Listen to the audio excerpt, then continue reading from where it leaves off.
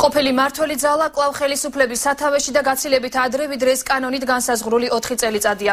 ასეთია ნაციონალური მოძრაობის გეგმა. ვანო მერაბიშვილმა ღიად განაცხადა, რომ დემოკრატიული გზით არჩეული ხელისუფლების დასუსტება შეეცდება და გეგმის განსახორციელებლად მთელ არსენალს ჩართავს.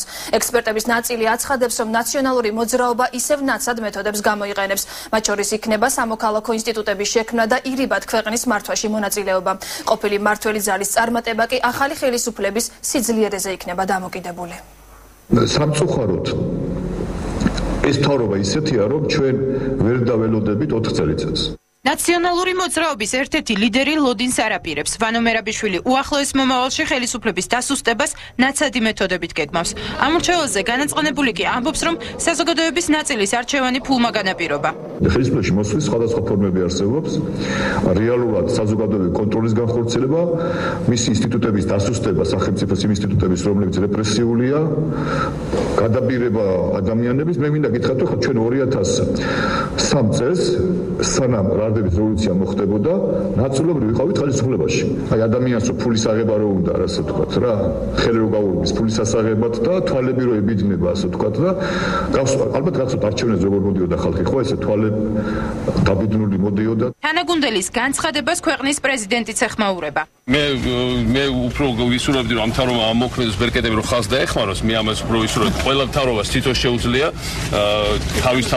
თავისთვის პრობლემების შექმნა და ჯერჯერობით არ ოპოზიციის დახმარება ამ თავრობას სამწუხაროდ არ ჭირდება. ნაციონალური მოძრაობის განცხადებებზე სერიოზული კომენტარის გაკეთება არ სურს უმრავლესობის ლიდერს და მის გუნდს. სიცრუის მეტი ერთ სიმართლეს თუ შემახსენებთ მათი განცხადებიდან, მერაბიშვილი ამბობდა, რომ კრიზისია ბიუჯეტის, მერაბიშვილი ამბობდა, რომ გადატრიალება ხდება, მერაბიშვილია, რომ პოლიციას აშანტაჟებენ, სააკაშვილი ამბობდა, რომ ქთამები დაიწყეს. არც ერთი მაგალითი, მხოლოდ სიცრუის ტირაჟირებას ახერხებენ ესენი.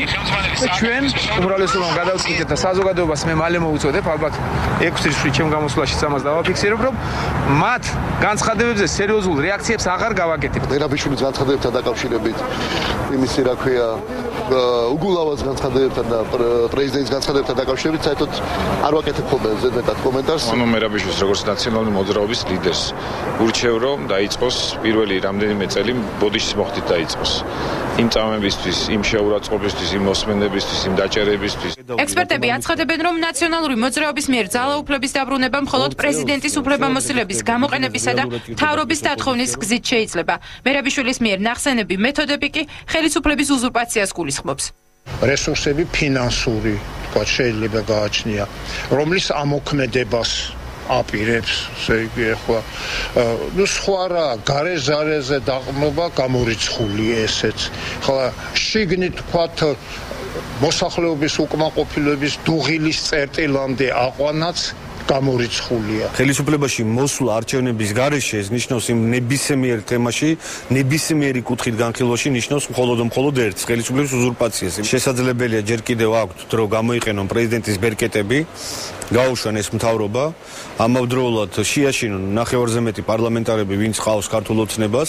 ექსპერტების ნაწილის მოსაზრებით ნაციონალურ მოძრაობას გრძელვადიან პერსპექტივაში გარკვეული შანსი გააჩნია.